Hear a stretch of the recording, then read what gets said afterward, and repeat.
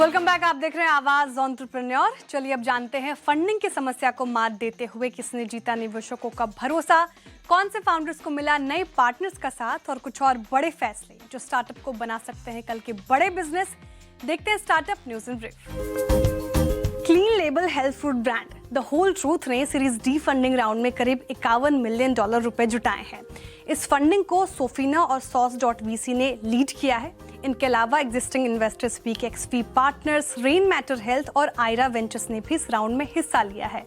Company इस fund का इस्तेमाल इन हाउस मैन्युफैक्चरिंग कैपेसिटी बढ़ाने, वर्किंग कैपिटल मजबूत करने और आईपीओ की तैयारी के लिए जरूरी इंटरनल सिस्टम्स बनाने में करेंगी। कंपनी का अगला बड़ा लक्ष्य प्रॉफिटेबिलिटी पर रहेगा। ये company clean label packaged food पर फोकस करती है। इसके प्रोडक्ट्स में protein bar, protein powder, nut butter और डार्क चॉकलेट्स शामिल हैं। कंपनी का दावा है कि जनवरी 2025 में सीरीज सी फंडिंग के बाद से उसका बिजनेस 3 गुना बढ़ चुका है। आंकड़ों की बात करें तो फाइनेंशियल ईयर 25 में कंपनी का रेवेन्यू 232% बढ़कर 216 करोड़ रुपए हो गया, जो फाइनेंशियल ईयर 24 में 65 करोड़ रुपए था। वहीं इसी अवधि में कंपनी का नुकसान 17% बढ़कर 28 करोड़ रुपए हो गया है, जो पिछले साल 24 करोड़ रुपए था। क्लाइमेट टेक स्टार्टअप वराहा ने सीरीज बी फंडिंग के पहले फेज में $20 मिलियन जुटाए हैं। इस फंडिंग राउंड को वेस्टब्रिज कैपिटल ने लीड किया है, जबकि एग्जिस्टिंग इन्वेस्टर्स आरटीपी ग्लोबल और ओमनीवोर्न भी इसमें शामिल रहे। पूरी सीरीज बी फंडिंग करीब $45 मिलियन की होगी। नए फंड का इस्तेमाल वराहा अपने ग्लोबल एक्सपेंशन, साइंटिफिक सिस्टम को मजबूत करने और कार्बन रिमूवल से जुड़े प्रोजेक्ट्स को आगे बढ़ाने में करेगा। खास तौर पर company biochar based carbon removal पर फोकस करेगी। ये कंपनी बायोचार पेड़ लगाने, खेती से जुड़े पर्यावरण अनुकूल तरीकों और दूसरे कार्बन रिमूवल तकनीकों पर काम करती है।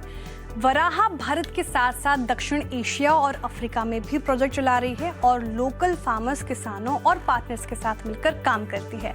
फंडिंग के साथ ही वराहा ने Varaha industrial partners program VIPP भी लॉन्च किया है। इसके तहत जिन उद्योगों के पास बायोमास या गैसिफिकेशन की सुविधा है, जो वराहा के साथ मिलकर वेरीफाइड कार्बन क्रेडिट तैयार कर सकेंगे। कंपनी ने गूगल और माइक्रोसॉफ्ट जैसी वैश्विक कंपनियों के साथ लंबे समय से कार्बन ऑफटेक समझौते भी किए हैं और अब तक बड़ी मात्रा में कार्बन रिमूवल क्रेडिट डिलीवर कर चुकी है। कंपनी फिलहाल भारत, नेपाल, बांग्लादेश, भूटान और आइवरी कोस्ट में 20 से ज्यादा कार्बन प्रोजेक्ट्स चला रही है। कमर्शियल व्हीकल के लिए बना full stack electric mobility platform driven ने global financial services group Nomura से $80 मिलियन की फाइनेंसिंग कमिटमेंट हासिल की है। कंपनी के अनुसार इस फंड का उपयोग फेज 1 के तहत करीब 1000 इलेक्ट्रिक बसों और ट्रकों को इंटरसिटी और हैवी ट्रांसपोर्ट सेगमेंट में उतारने के लिए किया जाएगा। ड्रिवन का उद्देश्य भारत में कमर्शियल इलेक्ट्रिक मोबिलिटी के लिए एक मजबूत ऑपरेशनल और फाइनेंशियल ढांचा तैयार करना है। कंपनी इलेक्ट्रिक बसों और ट्रकों को खरीदकर लीज पर देती है। Planning, charging infrastructure, battery life cycle management, fleet operations भी देती है। ड्रिवन OEM एग्नोस्टिक मॉडल पर काम करता है, यानी ये किसी एक व्हीकल मैन्युफैक्चरर पर निर्भर नहीं है। ये मॉडल खास तौर पर इंटरसिटी ट्रांसपोर्ट ऑपरेटर्स, लॉजिस्टिक्स कंपनियों और बड़े उद्योगों के लिए बनाया गया है, जो बड़े स्तर पर इलेक्ट्रिक फ्लीट अपनाना चाहते हैं। ड्रिवन का फोकस खास तौर पर इंटरसिटी ट्रांसपोर्ट और हैवी ट्रकिंग पर है, ऐसे सेक्टर जिन्हें अब तक ट्रेडिशनल फाइनेंसरों से कम सपोर्ट मिला है, जबकि इनमें प्रदूषण कम करने की सबसे ज्यादा संभावनाएं हैं।